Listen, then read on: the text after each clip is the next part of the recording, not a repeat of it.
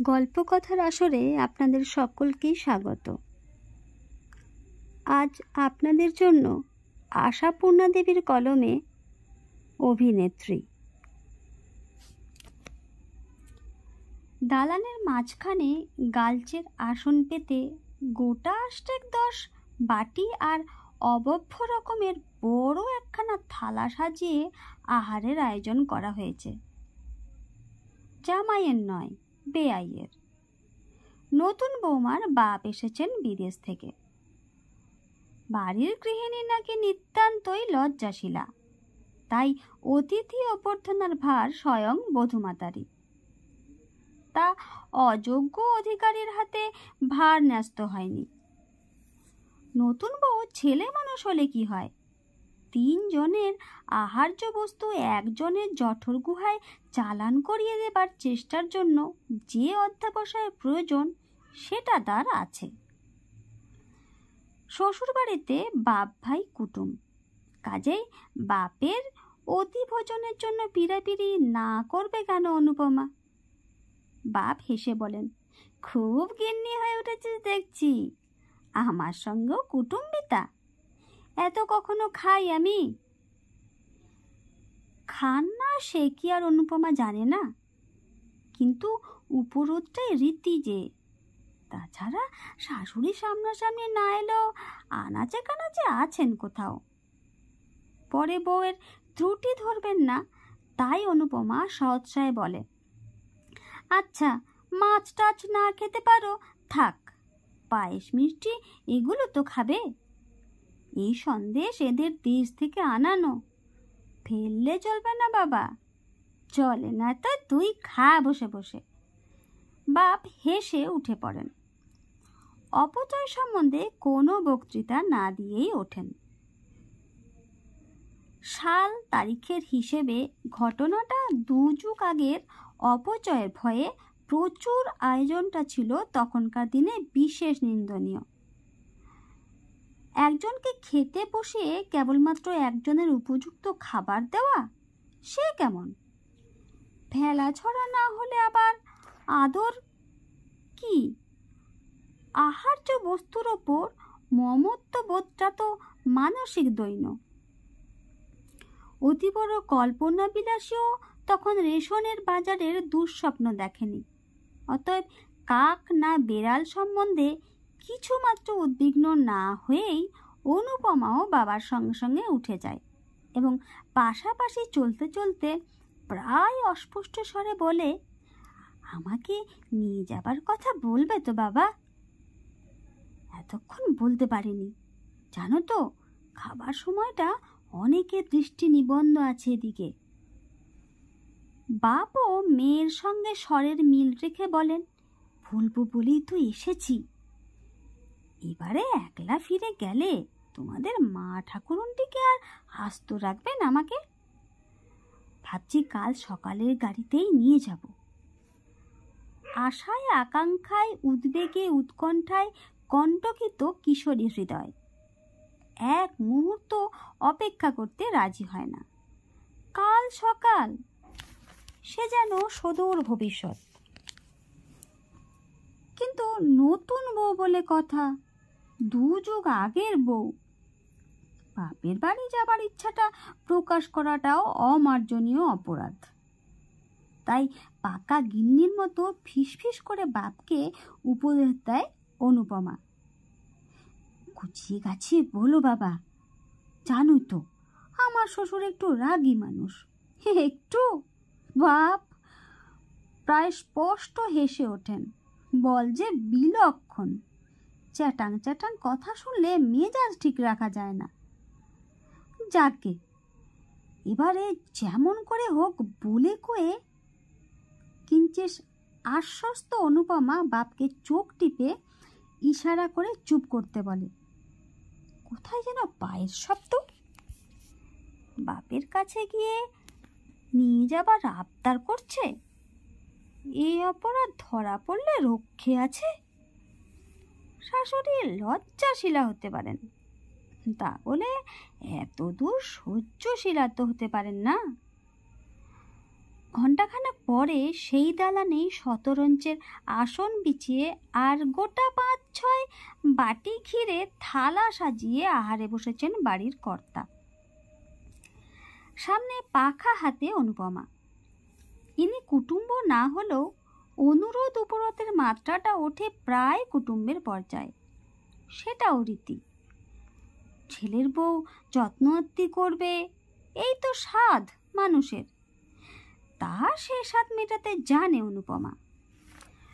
কর্তা বেশ খানিকক্ষণ খাওয়ার পর এক সময় মুখ তুলে যেন হঠাৎ মনে পড়ার ভঙ্গিতে বলেন, হ্যাঁ, ভালো কথা, তোমার বাবা যে নিয়ে যেতে চাইছেন তোমাকে।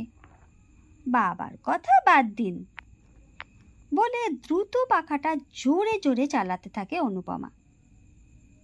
হৃৎপিণ্ডের দ্রুত ছন্দটা পাছে ধরা পড়ে, তাই আরও ব্যস্ততা। বাদ দিলে চলছে কই গো? শ্বশুর ঠাকুর শ্লেষের ভঙ্গিতে কথা শেষ করেন। তিনি একেবারে নাছোড়বান্দা।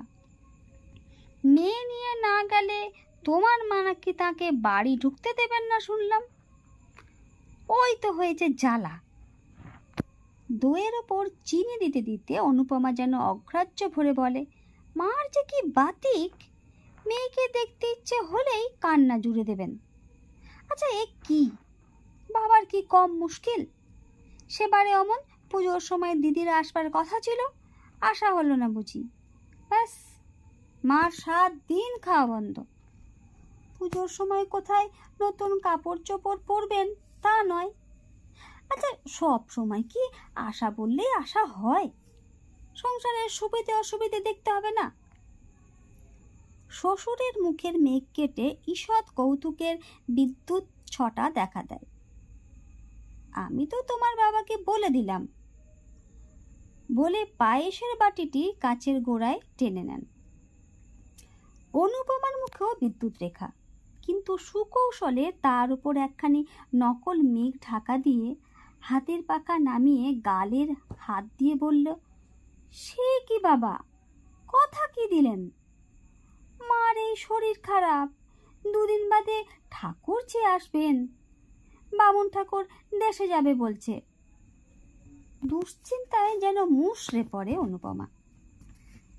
তা বললে কি হবে?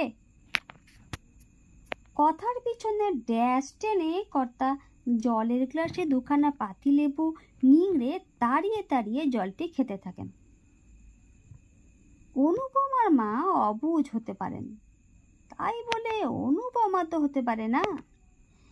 সে নুনের পাত্র চিনির কৌটো গুছিয়ে তুলতে তুলতে বিচক্ষণভাবে বলে, এই সময় আমি হঠাৎ বাপের বাড়ি গিয়ে বসে থাকলে ঠাকুরজি কি মনে করবেন বাবা? বাবাকে আপনি ওই কথাই গুছিয়ে বলে দিন। তা হয় না বৌমা। কর্তা মাটিতে বাঁ হাতের ভর দিয়ে ধীরে ধীরে উঠে বসলেন। মর্দ কা বাত হাতি কা দাঁত। একবার যখন হ্যাঁ বলেছি, এখন ত্রিভুবন উল্টে গেলেও তার নড়চড় হবে না। তবে আর কি করতে পারে অনুপমা? মাত্রাতিরিক্ত উজ্জ্বল মুখের ভাবটা ম্লান করে আনতে একটু বেশি সময় লাগে বলেই তৎপর হয়ে শ্বশুরের খড়ম, খড়কে, গামছা ইত্যাদি এগিয়ে দিয়ে তবে বলে, মুশকিল হলো। মাঝামাঝি হঠাৎ এখন নিয়ে যাবার যে কি দরকার পড়লো বাবার, বুঝিও না। মার শরীরটা খারাপ। এ মা অবশ্য শাশুড়ি, তার নিটল দেহখানিতে কোনো রোগবালাই আছে এমন অপবাদ শত্রুও দিতে পারবে না। কিন্তু অনুপমা দেয়। কাগিন্নি উভয়ে মনোরঞ্জনের এক উৎকৃষ্ট দাওয়াই।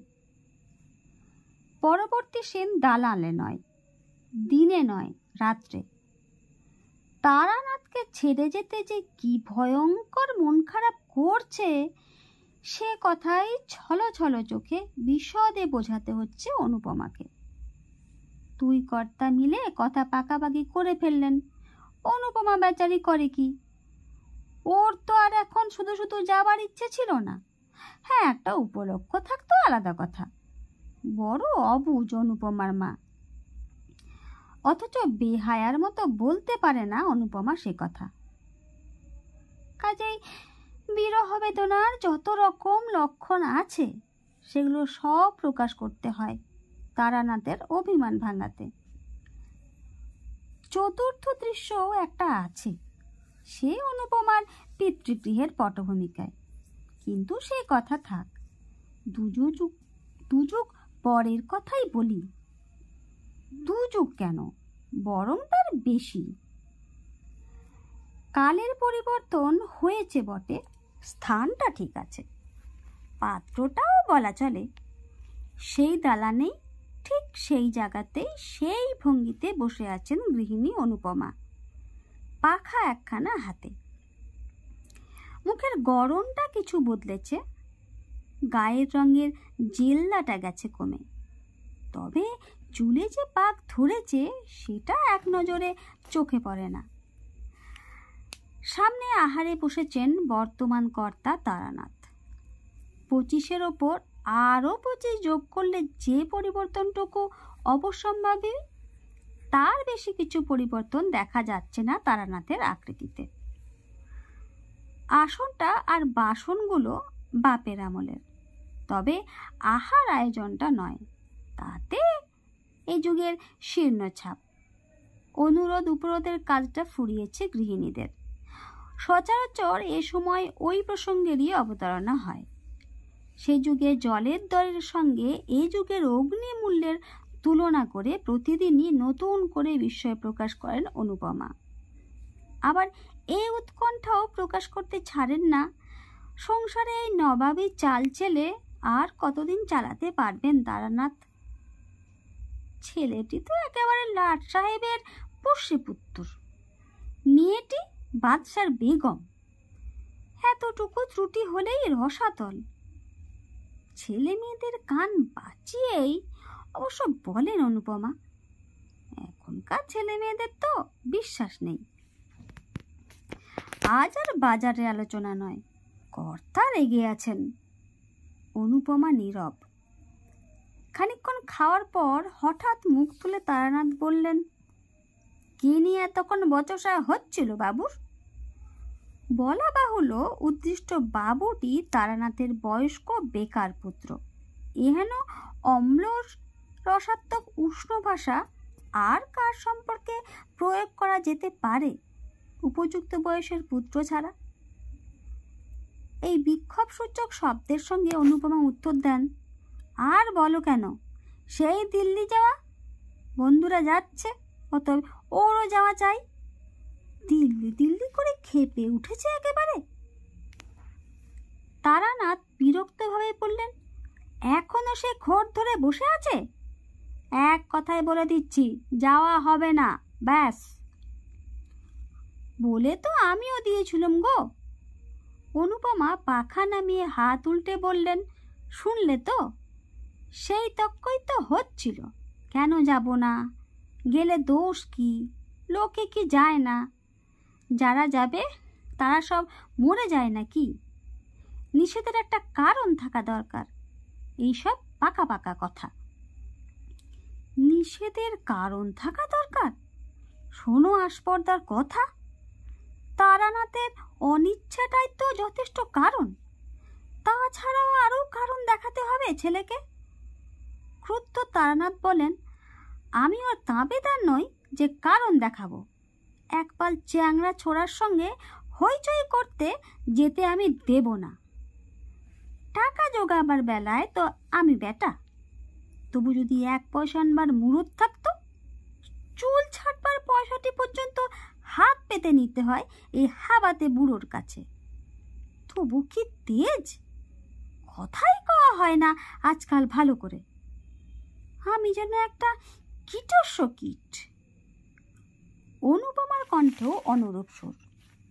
শুধু তুমি কেন, কাকে নয়, জগৎকেই যেন থোড়াই কেয়ার করে ওরা।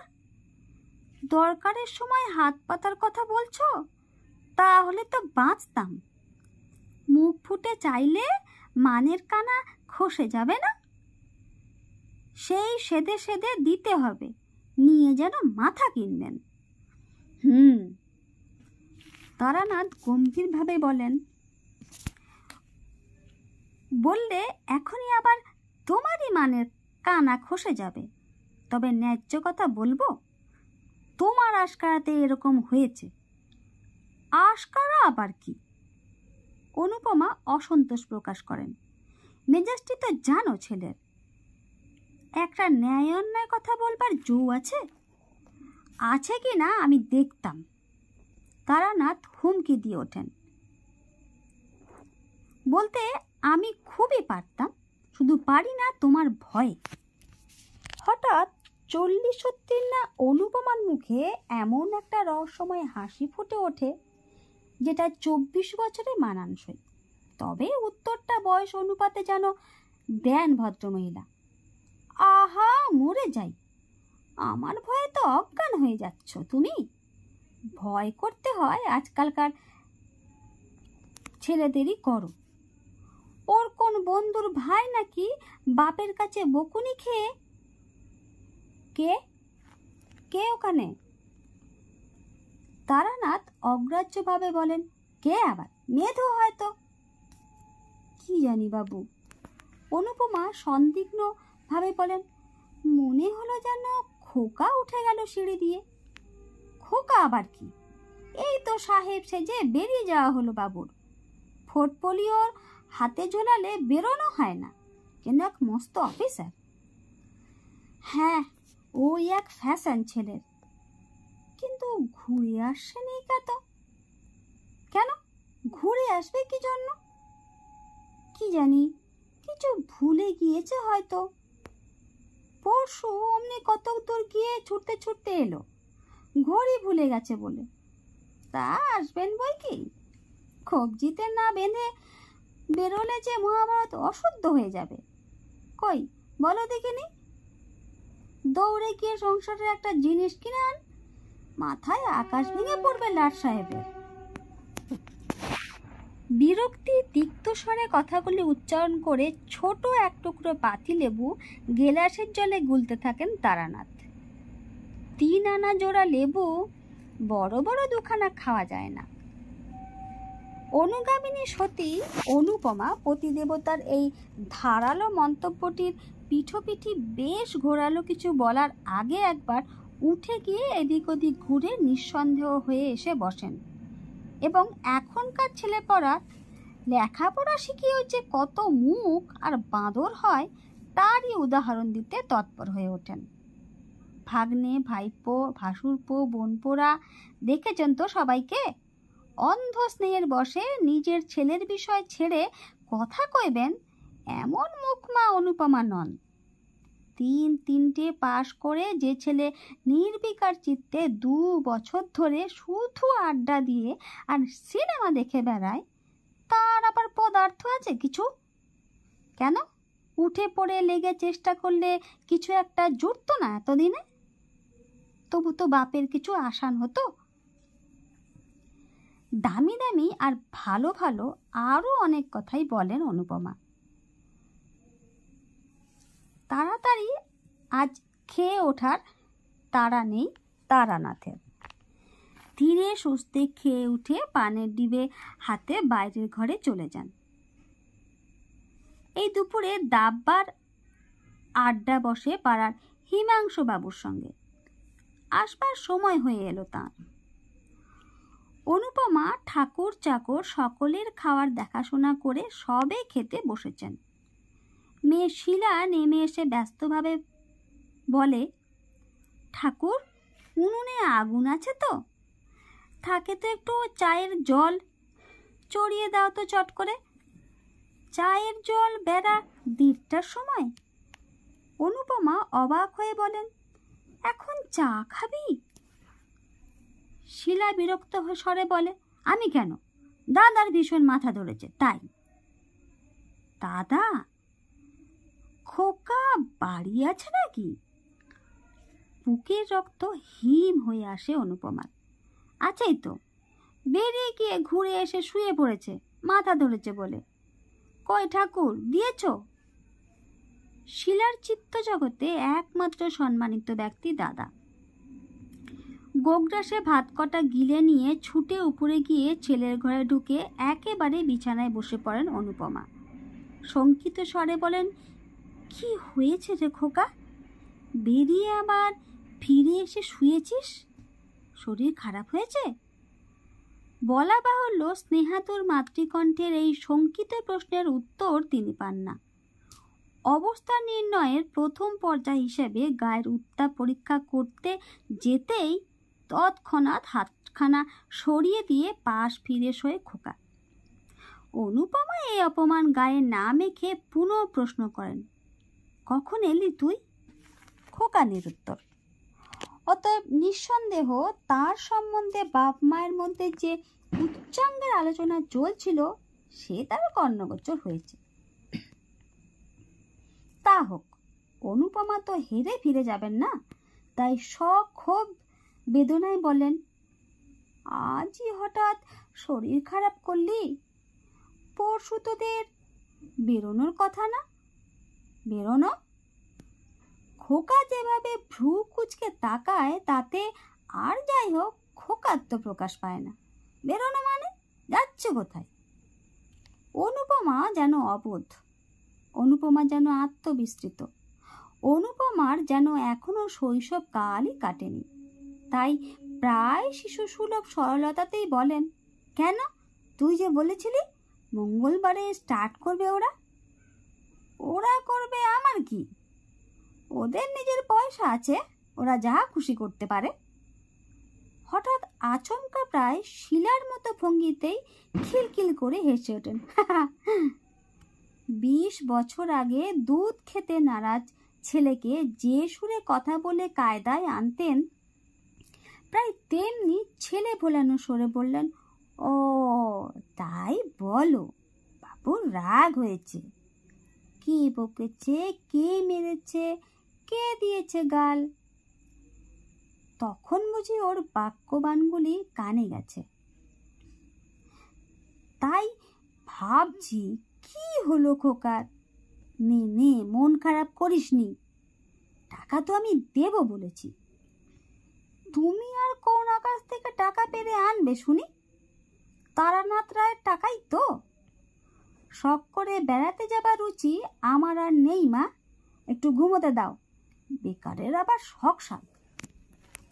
অনুপমা যেন তুড়ি দিয়ে ওড়ান ছেলের কথা। হ্যাঁ, বড় তুই বুড়ো হয়েছিস, রোজগারের বয়স পার হয়ে গেছে একেবারে, তাই বেকার বলে একেবারে দেখে দে নিজেকে। ওর কথায় আবার মানুষ রাগ করে? কথার কোনো মাথা আছে? ওর কথা ধর্তব্য করতে গেলে তো ভালো খেতে নেই, ভালো পড়তে নেই, আত্মীয় বন্ধুর বাড়ি যেতে নেই, স্বাদ আহ্লাদ সব শিখেই তুলে রেখে খালি টাকা আনা পায়ের হিসেব করতে হয়। উচিত তাই, খোকা শ্লেষের সুরে বলে, অন্তত যতদিন ওর অন্ন ধ্বংসাচ্ছি। তাই বই কি, আমি তো আজীবন ওর অন্ন ধ্বংসাচ্ছি। তাই যে ওই সামনাসামনি দুটো মন রাখা কথা কয়ে যা তা বুঝিয়ে একটু ঠান্ডা রাখা, বুঝলি? কুয়ার তুমি করে কাজ বন্ধ করে লাভ। তোর ঠাকুরদা ছিলেন কি দুর্দান্ত রাগী, কিছুতে যদি একবার না বলেছেন তো হ্যাঁ করায় কার সাধ্যি। আমি শুধু ভুলিয়ে ছুলিয়ে খোসামত করে। খোকা এইবার উঠে বসে, ঔদ্ধত্যভাবে বলে, কেন করেছ? অন্যায় করেছ। খোসামত করবে কিসের জন্য? বাবাকেও চিরকাল ভয় ভয় করে আর খোসামত করে করে এই অবস্থা। কিন্তু কেন? তোমার নিজের একটা সত্তা নেই, ভালো মন্দ বিচার বিবেচনা নেই, যুক্তি তর্ক নেই।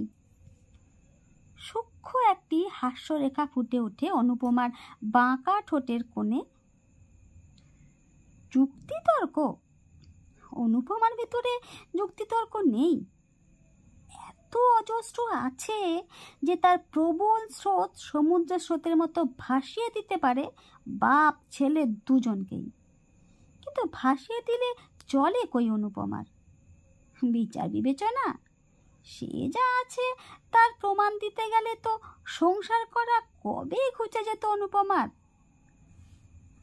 আর সত্তা, সে বস্তুটা তো আমসত্ত্বের মতো জলে গুলে রোদে শুকিয়ে ভাড়ারজাত করা হয়েছে। খোসামদের বিরুদ্ধে তো এত তরপানি ছেলের, তাকেই বা এতক্ষণ কি করলেন তিনি মা হয়ে? কিন্তু এসবের কিচ্ছুটি উচ্চারণ করেন না অনুপমা। সূক্ষ্ম হাসির রেখাটা সূক্ষ্মতর হয়ে মিলিয়ে যায়। শুধু ম্লান কণ্ঠে বলেন, কেন নেই? সে আর তুই কি বুঝবি খোকা? লেখাপড়া শিখে পণ্ডিত হলেই কি সব বোঝা যায়? আমার মনে আর দুঃখ দিস নে বাবা। তোর সব বন্ধুরা দিব্যি বেড়াতে যাবে আর তুই পড়ে থাকবি, এ আমি সইতে পারবো না। উনি না হয় একটু রাগই করবেন। নিজে কখনো কোথাও যেতে পাইনি, জগতে কিছু কখনো দেখিনি, চিরদিন বন্দি হয়ে থেকেছি। তোরা মন খুলে সব করলেও শান্তি আমার। খোকা অপ্রতিভ দৃষ্টিতে তাকিয়ে দেখে মনে হয় যেন মায়ের দুই চোখের তারায় পুঞ্জীভূত হয়ে আছে সেই চিরদিনের ক্ষোভ, বঞ্চিত জীবনের, বন্দি জীবনের, নিরুপায় জীবনের। অতঃপর কথার মোড় ঘোরাতে হয়। চা হাতে শিলাও যোগ দেয়। খোকার টাকা হলে মাকে কোন কোন দেশে বেড়াতে নিয়ে যাবে তারই আলোচনা চলে। খোকার যেটা পছন্দ অনুপমার হয়তো নয়। তার মতে কত দুঃখে বেরোনো, তা মুসৌরি কেন, বরং পুরী ভুবনেশ্বর। শিলার আদর্শ দাদা, অত সে মার পছন্দকে উপহাস করে। খোকা আবার তখনই মত পাল্টায়, কেন পুরী ভুবনেশ্বরী কি যাতা জায়গা, ভারতের স্থাপত্য শিল্পের পৌরাণিক নমুনা। মার পছন্দকে বরং তারিফই করতে হয়।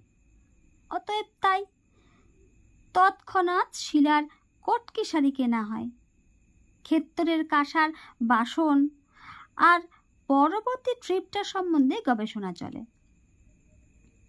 বেলা 1:30 গড়িয়ে 4:30 ঠেকে। হঠাৎ যেন দরজার কাছে বোমা ফাটে। বলি, আজ কি আর চাটা হবে না? শিহরিত অনুপমা ঘড়ির দিকে তাকিয়ে দেখেন 4:40। সর্বনাশ! ঠিক 4টে বেলা হচ্ছে তারানাথের টি টাইম। সময় উত্তীর্ণ হয়ে গেলে যে তারানাথের হার্টে ট্রাবল বাড়ে। আচমকা এই প্রশ্ন বোমাঘাতে নিজের হার্টের অবস্থা যাই হোক, মুখের চেহারাটা ঠিক রাখেন অনুপমা। সহজ আফসোসের সুরে বলেন, ও মা, এত বেলা হয়ে গেছে। দেখো কাণ্ড। শিলা, তুইও তো আচ্ছা মেয়ে, মেধরই বা কি আক্কেল, বেহুশ হয়ে ঘুমোচ্ছে হয়তো। সত্যি, সুরমাধুর্যে যতটা টিক্তটা ঢালা সম্ভব তা ঢেলে তারানাথ মন্তব্য করেন, মাইনে করা চাকর বাকরের আক্কেলটাই তো বেশি হওয়া উচিত বটে। স্বামীর কথার উত্তরে জিভের আগায় কোন কথাটা আসছিল না অনুপমার। বিনিমাইনের চাকরানের উচিত বোধের প্রশ্ন? কি জানি, আসে না তো, কাজেই বোঝা যায় না। শুধু স্বাভাবিক খেদের সুরে ধ্বনিত হয় তার কণ্ঠে, এই দেখো না, ছেলেটা আবার শরীর খারাপ বলে কয়ে শুয়েছে। কে জানে জড়াজড়ি হবে কি না, যে দিনকাল। পরবর্তী সিন দিনে নয় রাত্রে। এ ঘরে নয় ও ঘরে। ঘরের দরজায় খিল লাগানোর পর টাইকো সোডা ট্যাবলেট 2টো আর জলের গ্লাসটা কর্তার হাতে তুলে দিয়ে পানের ডিবেটি নিয়ে বিছানার উপরে গুছিয়ে বসেন অনুপমা। পান মজাবার বহুবিধ উপকরণপূর্ণ কৌটোটি খুলে একটি মুখে তুলে ফেলে বলেন, বুকের ব্যথাটা বেশি হচ্ছে না তো? তোমার আবার সময়ে একটু এদিক ওদিক হলে তাকানো নেই কেন? রাগ হয়েছে বুঝি? না, তোমাকে নিয়ে আর পারা গেল না। ছেলে মানুষের মতো রাগ অভিমানটা ঠিক আছে এখনো। ছেলেটাও হয়েছেন, তেমনি বাপের কোনো গুণ পান, রাগ গুণটা পেয়েছেন 16 আনা। তখন তোমায় বললাম খোকার শরীর খারাপ হয়েছে। শরীর নয়, মোটেই মেজাজ। ওই যে বন্ধুদের সব গোছগাছ হয়ে যাচ্ছে, তাই মেজাজ খাপ্পা। রেগে টেগে হুকুম দিয়ে এসেছি। আমি শেষে দেখি সুধীর শ্যামল সবাই যখন যাচ্ছে, যাগ্গে একবার দিল্লি গিয়ে কি 4খানা হাত বেরোয় দেখি। হ্যাঁ, একটা চাকরি জোগাড় করে আসতে পারে, তবে বলি বুদ্ধি। শ্যামলের মামা না যেন খুব বড় ওখানের চাকরে। আচ্ছা হ্যাঁ গো, তোমাদের সুবোধবাবু না দিল্লিতে বদলি হয়েছেন আজকাল? হয়েছে আর কি। তারানাথ বিদ্রূপ হাস্যে বলেন, তোমার ছেলে গিয়ে দাঁড়ালেই একটা চেয়ারে গিয়ে দেবে। যাও। অনুপমা হেসে বলেন, হাসিটা 10-20 বছর আগের টাইপের। হেসে বালিশের উপর এলিয়ে পড়ে বলেন, তোমার সবটাতেই ঠাট্টা। সরদিকিনি, একটু শুই ভালো করে। ওই যা, মশারিটা টাঙাবো ভাবলাম যে। রোসো, টাঙিয়ে দিই। আর থাক। অনুপমার সদ্য বালিশে ফেলা মাথাটার উপর হাতের একটু চাপ দিয়ে তারানাথ বলে ওঠেন, হয়েছে, খুব হয়েছে, উঠতে হবে না। আজ হঠাৎ করে কর্তব্যজ্ঞানের উদয় কেন? না না, তোমার শরীরটা ভালো নেই বলে ব্যস্তভাবে উঠে বসেন অনুপমা। ততক্ষণে অবশ্য তারানাথ উঠে দাঁড়িয়েছেন। গোফের ফাঁকে মুচকে একটু হেসে বলেন, কদিন মশারি টাঙিয়েছ? অম্বলে রোগী তারানাথের সহজে ঘুম আসে না। সুদীর্ঘ দিনের কর্মক্লান্ত আর অভিনয় শ্রান্ত অনুপমা ঘুমিয়ে পড়েন মুহূর্তেই। হয়তো অভিনয়টা নিখুঁত উতরেছে বলেই এত স্বস্তি। অভিনয়, তাছাড়া আর কি, সুন্দর নিখুঁত অভিনয়। এতটা নিখুঁত যে অভিনয় বলে বোঝা অসম্ভব। কোনটা সত্য কোনটা কৃত্রিম। কিন্তু একা অনুপমাই বা কেন? নারী মাত্রেই কি অভিনয় নয়? অভিনয় ক্ষমতাই তো তার জীবনের মূলধন। জন্মগত সেই মূলধনটুকু সম্বল করেই তো তার যত কিছু কাজ কারবার। সে মূলধন যার যত বেশি, তারই তো সংসারে তত বেশি প্রতিষ্ঠা, প্রতিপত্তি, সুনাম, সুখ্যাতি। নদীর মতো আপন মেঘে প্রবাহিত হতে চাইলে চলবে কেন তার? একদিক ভরাট করে তুলতে অপরদিক ভাঙন ধরাবার মতো বোকামি তার নেই। 2 কূল সযত্নে রক্ষা করে চলতে হয় তাকে। রক্ষা করতে হয় সংসার, রক্ষা করতে হয় দাঁড়াবার ঠাঁই। অনাদরকে তার বড় ভয় অবহেলাকে। নাকি এ তথ্যের সবটাই ভুল? কোনোটাই তার অভিনয় নয়। চিরন্তনী নারী প্রকৃতির মধ্যে পাশাপাশি বাস করছে সম্পূর্ণ 2টি আলাদা সত্তা, জননী আর প্রিয়া। নিজের ক্ষেত্রে সে স্বয়ংসম্পূর্ণ। মমতাময়ী নারী তার এই ভিন্ন 2টি সত্তা বিশাল বক্ষপুটের আড়ালে সযত্নে আশ্রয় দিয়ে রেখেছে চির শিশু অবোধ পুরুষ জাতিকে। ছলনাটা তার ছলনা নয়, করুণা। এই করুণার আওতায় ছাড়িয়ে ছলনালেশীন উন্মুক্ত পৃথিবীতে বেপরোয়া শিশু ভোলানাথের দলকে যদি মুখোমুখি দাঁড়াতে হতো, কদিন লাগতো পৃথিবীটা ধ্বংস হতে। নমস্কার।